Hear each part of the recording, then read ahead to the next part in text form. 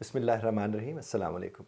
आज की जो वीडियो है वो मैं आपकी खिदमत में पेश कर रहा हूँ किस हवाले से, ट्रांसलेशन के हवाले से। ट्रांसलेशन ये जो उर्दू से अंग्रेज़ी में करते हैं।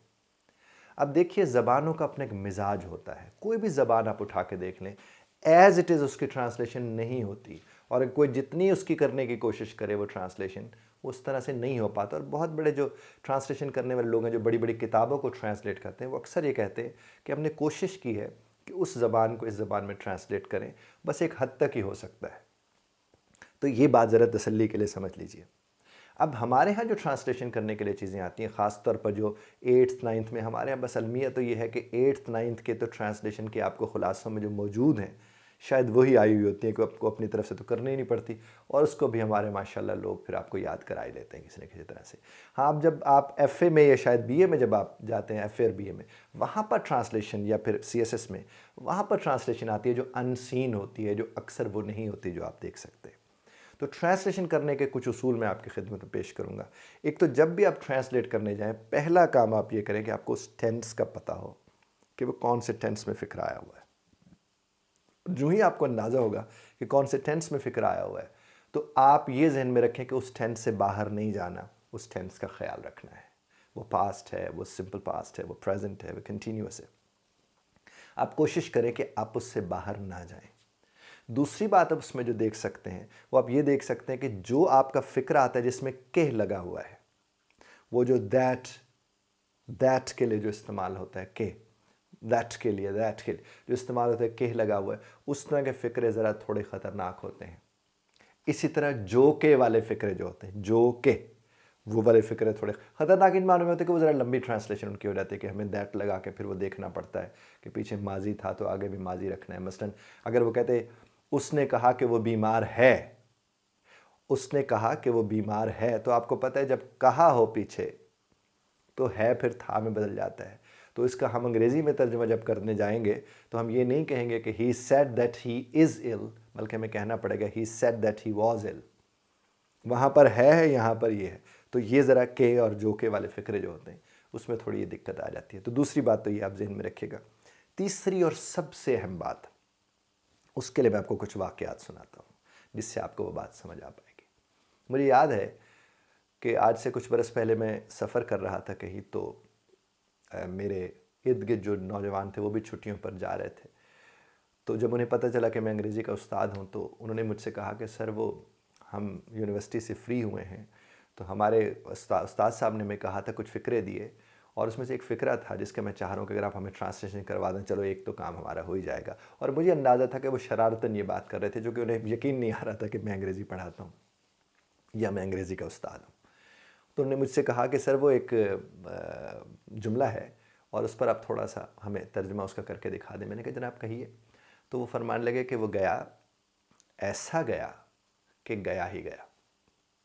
जी हाँ, वो गया, ऐसा गया कि गया ही गया। और जिस घड़ी उन्होंने ये जुमला बोला तो मैंने उनसे कहा कि इसका ट्रांसलेट करने, कहने लगे जी हाँ, इसी का ट्रांसलेट करने। मैंने उनसे कहा कि इसको मैं आपको इसका फ़िक्रा बना के देता हूँ, तो ट्रांसलेट तो आप भी इसे कर सकते हैं। कहने लगे वो कैसे हो सकता है? मैंने कहा कि आपके जहन में क्या आइडिया आ रहा है? कहने लगे हमें तो कुछ समझ नहीं आ रहा है। मैंने कहा हो सकता है आपके जहन में ये आइडिया आ रहा हो कि he went and went he went. तो ज़ाहिर है हंसी का माहौल बन गया थोड़ा, मामलात और तरह से सब ने कहने नहीं सर, ये तो ज़ाहिर है हमारे जहन में नहीं आ रहा था, लेकिन हमें समझ नहीं आ रहा था कि वो गया, ऐसा गया कि गया ही गया को हम कैसे देखेंगे। तो मैंने उनसे कहा कि हम पहले इस उर्दू के जुमले की ट्रांसलेशन उर्दू में करते हैं। ये बड़ा अहम उसूल है ट्रांसलेट करने का, कि पहले उस उर्दू की हम उर्दू कर लेते हैं। जब आप उस उर्दू की उर्दू कर लेंगे तो ट्रांसलेट करने में आपको दिक्कत नहीं होगी। वो कहने लगे वो कैसे? तो मैंने उनसे कहा कि इसका मतलब ये बनता है कि वो गया और वापस नहीं आया। अब इसका तर्जुमा आप करके देख लीजिए, तो आपको इसमें कोई दिक्कत है? तो वो फ़ौरन कहने लगे हाँ, he went and didn't come back. वो गया और वापस नहीं आया। मैंने उनसे कहा कि इससे भी मुख्तसर हो सकता है, अगर आपको वो फॉर गुड याद है, अगर आप कह सकते हैं कि ही वेंट फॉर गुड, वो हमेशा के लिए चला गया। इसका मतलब यही था ना कि वो गया और वापस नहीं आया। तो अब आप इस उसूल की मदद से ये बात समझ सकते हैं कि जब कभी भी आपके सामने कोई पैराग्राफ आता है, कोई सेंटेंस आता है, तो पहले आप उसकी उर्दू की उर्दू करें, ताकि आप उसकी अंग्रेज़ी कर सकें। और इसको कहते हैं उस सेंस को ट्रांसलेट करना होता है, सेंटेंस को नहीं, सेंस को ट्रांसलेट करना होता है। जब आप सेंटेंस को ट्रांसलेट करने जाते हैं तो ज़बानों के इख्तलाफ है।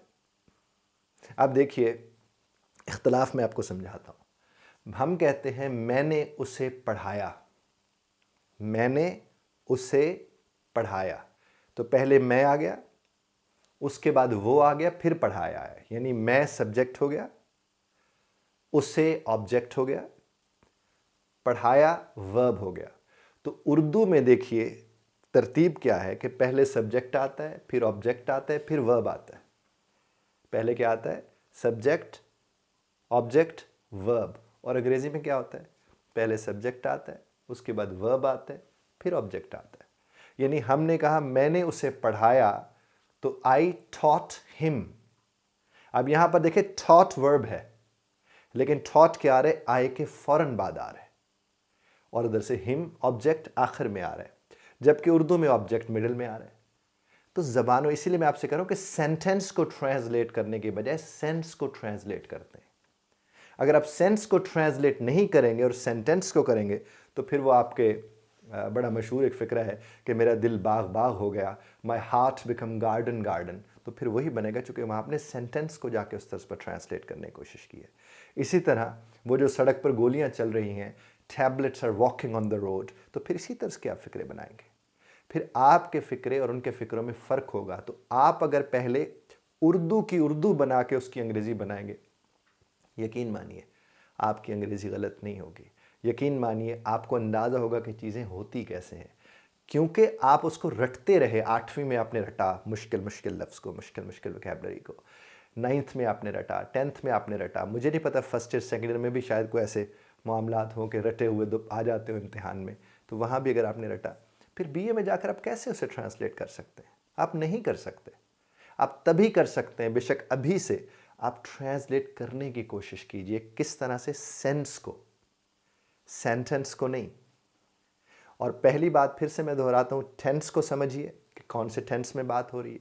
दूसरा, मैंने आपसे अर्ज़ किया कि केह वाले जो फ़िक्रे होते हैं, जो के वाले और केह वाले जो फ़िक्रे होते हैं, ये वाले फ़िक्रे ज़्यादातर प्रॉब्लम करते हैं, चूँकि फ़िक्रा ज़रा लेंथी हो जाता है और फिर वो डायरेक्ट इनडायरेक्ट कहीं जाके इन्वॉल्व हो जाते हैं केह वालों में, उसमें थोड़ी दिक्कत होती है, उसका ज़रा ध्यान रखिए।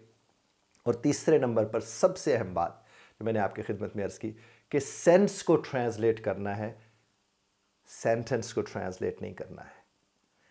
अभी कोई से भी किताब उठा के, कोई अखबार उठा लीजिए, कहीं से कोई फ़िक्रा उठा लीजिए, बेशक कोई साथ बैठे उसे कहे तुम अंग्रेज़ी में, उर्दू में कोई फ़िक्रा बोलो, मैं इसको ट्रांसलेट करके दिखाता हूँ। यकीन मानिए हो सकता है, यकीन मानिए हो सकता है। और जो मुहावरे होते हैं उनकी भी सेंस को ट्रांसलेट किया जाता है। मुझे एक बात बताइए, आपने सुन रखा है मूसलाधार बारिश हो रही है, तो उसके लिए क्या इस्तेमाल होता है? कैट्स एंड डॉग्स इस्तेमाल होता है मूसलाधार के लिए। कैट्स एंड डॉग्स, आपको नहीं पता क्या कैट्स एंड डॉग्स का मतलब मूसलाधार बनता है? नहीं बनता ना। कैट्स एंड डॉग्स तो कुत्ते और बिल्लियां हैं। इसमें मूसलाधार बारिश कहाँ से? मूसलाधार बारिश कहते हैं जो बगैर रुके तेज़ी से बहुत ज़्यादा बारिश हो रही होती है, उसके लिए कैट्स एंड डॉग्स इस्तेमाल होता है। अच्छा, फिर वो क्या है?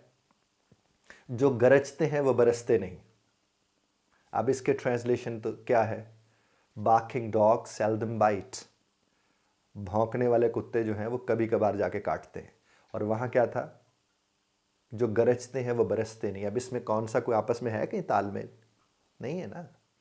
तो समझने की कोशिश कीजिए, वो चाहे मुहावरे हों या जुमले हों, सेंस को ट्रांसलेट करने की कोशिश कीजिए। और मुहावरों का मतलब मुहावरे की हद तक उसे आप रखने की कोशिश कीजिए, नहीं तो फिर मसाइल पैदा होंगे।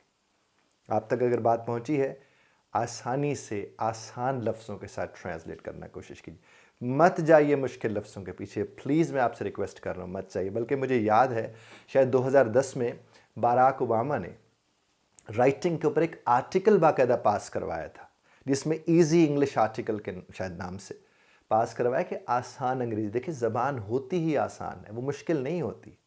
और अगर वो मुश्किल हो जाए तो फिर वो ज़बान नहीं रहती है, क्योंकि उसका मकसद है पहुंचना, कम्युनिकेट होना। अगर आपकी बात आगे पहुंच ही नहीं पा रही है तो चाहे जितनी आला रफ़ा बात, जितनी बड़ी बात है, आप मैं भी वैसे ये कोशिश कर रहा हूँ, चूँकि मेरे मुतालिक भी लोग ये कहते हैं कि मैं मुश्किल बात करता हूँ या मुश्किल लफ्ज़ इस्तेमाल करता हूँ, कोशिश कर रहा हूँ, दुआ आप कीजिएगा करम मेरे रब के से मुमकिन है। बहुत शुक्रिया सुनने का।